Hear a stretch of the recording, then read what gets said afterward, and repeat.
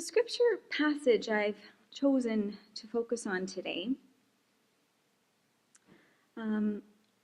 has something to do, I think, with what it means to be human. Despite the title of my sermon, which is Being Human, Sharing the Whole Story, I'm actually not going to tell you the whole story about what it means to be human. That might be a little longer than half an hour, which is what we have with us today. I will be pointing out, though, one aspect of what it is to be human, one that I think is particularly important in our Canadian context today, where we as Christians, as Salvationists, perhaps as leaders, and as Canadians are dealing with a new legal reality of medical assistance in dying, or legalized physician-assisted suicide. As I think about this issue, which is one that the Ethics Center is very much engaged in dealing with, in coping with, in doing some thinking around, I'm prompted to tell the story of a woman, a story that is outlined in all three synoptic gospels. And the reason, or the version rather, that I'll be reading from is Mark 5:21 to 36. And Mark brings us to a time when Jesus is crossing the Sea of Galilee toward Capernaum. And the verses will be on the slides as I read. When Jesus had again crossed over by boat to the other side of the lake, a large crowd gathered around him while he was by the lake. Then one of the synagogue leaders named Jairus came, and when he saw Jesus, he fell at his feet. He pleaded earnestly with him, "My daughter is dying. Please come and put your hands on her so that she will be healed and live." So Jesus went with him. A large crowd followed and pressed around him. And a woman was there who had been subject to bleeding for 12 years. She had suffered a great deal under the care of many doctors and had spent all she had. Yet instead of getting better, she grew worse. When she heard about Jesus, she came up behind him in the crowd and touched his cloak, because she thought, if I just touch his clothes, I'll be healed. Immediately, her bleeding stopped. She felt in her body that she was freed from her suffering. At once, Jesus realized that power had gone out from him. He turned around in the crowd and asked, "Who touched my clothes?" "You see the people crowding against you," his disciples answered, "and yet you can ask, 'Who touched me?'" But Jesus kept looking around to see who had done it. Then the woman, knowing what had happened to her, came and fell at his feet, trembling with fear, told him the whole truth. He said to her, "Daughter, your faith has healed you. Go in peace and be freed from your suffering." While Jesus was still speaking, some people came from the house of Jairus, the synagogue leader. "Your daughter is dead," they said. "Why bother the teacher anymore?" Overhearing what they said, Jesus told him, "Don't be afraid, just believe." This is the word of the Lord. Thanks be to God.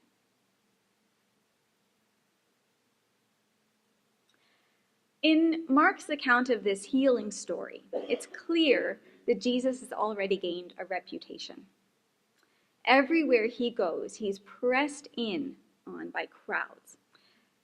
People want to hear from him. People want to be healed by him. One such person is Jairus, a leader in the synagogue, an important person in the community. His 12-year-old daughter is deathly ill. So Jesus takes up his request and follows him home. But along the way to heal the girl, Jesus is sidetracked. In what is often called a sandwich technique, the gospel writer Mark interrupts this story with another.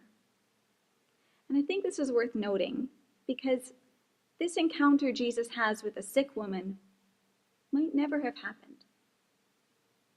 It might have been happenstance. He was not on his way to see this woman.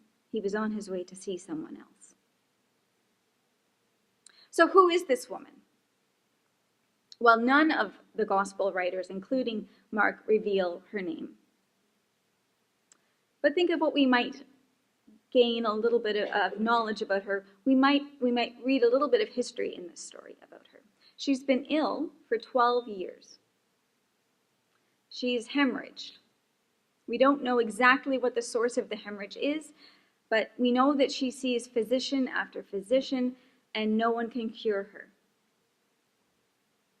Now, were these physicians charlatans? Or were they simply baffled by her condition? We don't know. But we do know that these visits left her bankrupt. Another thing we know is that a bleeding condition would have made her ritually impure or unclean, a social outcast. We also see that even in a crowd of people, she is alone. Unlike Jairus, who brings Jesus' attention to his daughter, no one brings this woman to Jesus. No one sticks up for her or points her out, not even a family member, if she even has any. So the woman, chronically ill, bankrupt, socially isolated. In each of these ways, she suffers. And the question can be asked, how much more is she capable of suffering? Like others in the crowd, this woman is compelled to seek healing from Jesus. But perhaps because she's now used to being marginalized, she can only seek this healing out by sneaking up behind Jesus and touching his clothing in a covert kind of manner. When she does this, she immediately, the text says, experiences a healing feeling in her body. She's freed from physical suffering. And since her bleeding has stopped, she's perhaps considered no longer unclean. From a technical perspective, you might say she now has permission to re-enter society. But then I ask myself the question, how easy would that be for her? How easy would re-entering society be for her? Is it feasible that others would readily welcome her back in from a situation of social marginalization? Will she even know how to build relationships with other people?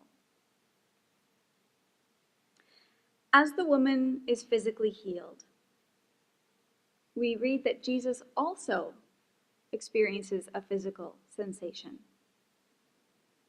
It's worth mentioning, I think, that Jesus, while knowing that someone has touched his clothing, doesn't know who it is. So, Jesus calls the person out. Despite this woman's conviction that just touching Jesus' clothes would be healing, despite the conviction she had and the courage she had to do that, she approaches him in fear and trembling. And in the midst of this crowd, she admits what she's done. She, an unclean person, has touched him, his clothing.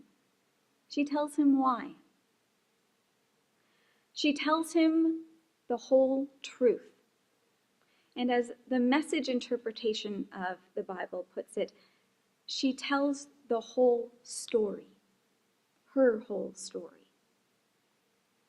A story of chronic ailment, of poverty, of social marginalization. the kind of story that would take some time to tell. And Jesus listens. He takes that time for her. He doesn't shrink in revulsion as she explains her chronic bleeding.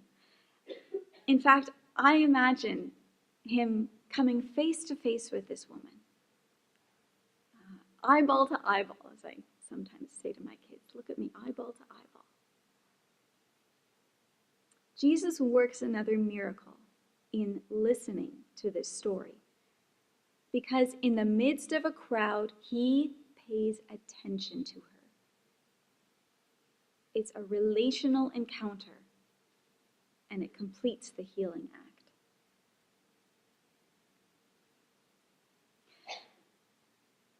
Now, Jesus not only acknowledges this woman's presence, he not only listens to her, he adopts her. He very publicly recognizes this nameless woman as daughter, as his daughter. And to a woman who up to this point in her life has probably had no intimate connection with spiritual leadership in her community or in the greater community, he gives her credit for having faith. This woman can now see her own value. She's valued by God as a human being, no matter what her physical condition. As I read this story, Jesus also teaches the crowd something. He teaches by example that they should be welcoming her into relationship. And like many of the gospel narratives, the author leaves the story open-ended. Will they follow Jesus' example? We don't know. We don't know. But we do know that these scriptures have something to say to us today in our context. How might the average person in Canada describe what it means to be human, or perhaps even to have a life worth living? What are some of the qualities of life that make it worth living? I often hear words like personal autonomy, independence, good quality of life, having the capacity to achieve different achievements, having the capacity to contribute to society. And these are the things that I think our society honors. And we also know that many individuals in our society don't fit this description, can't achieve these sorts of things. And many don't fit because they are disabled, sick, elderly, suffering from conditions that may be physical or psychological. These are the unclean people of today. And often their condition imposes social isolation on them because they simply can't operate in our society in the ways that the rest of us do. And while places like Salvation Army long-term care facilities can provide these kinds of individuals with expert holistic care, it's a cultural trend that many who are ill, elderly, are shut off from the activity of society, neglected even perhaps by their own families. And it's a hard truth to own up to. Some of us are better at caring for our neighbors than others. It is difficult, I think I can admit, to care for people who are radically dependent. It can be burdensome. It can be a burden to bear. But when people like me, people like you, fail to come face to face with the person who suffers, when we fail to actively acknowledge their value, we only contribute to that closing off of their world. We're called to do better than that. In the stories that recount the healings done by Jesus, it's often shown that being human is also being created to live in community, in healthy community. We are part of God's story, the story of a God who exists in Trinitarian relationship, a God who creates in order to be in relationship with creation. Each one of us is part of that bigger story. And each one of us is also part of the stories of those around us. To be fully myself, I must live in healthy community with the other people around me. Each of us wants to be part of something bigger than ourselves, but we also want the opportunity to share our own stories. We want others to listen. Dr. Harvey Chachinoff, who's an expert in palliative care, puts it this way, and I'll just ask, is there a slide for this one? No. Okay, I'll just give you the quote. He puts this idea of listening to other people this way.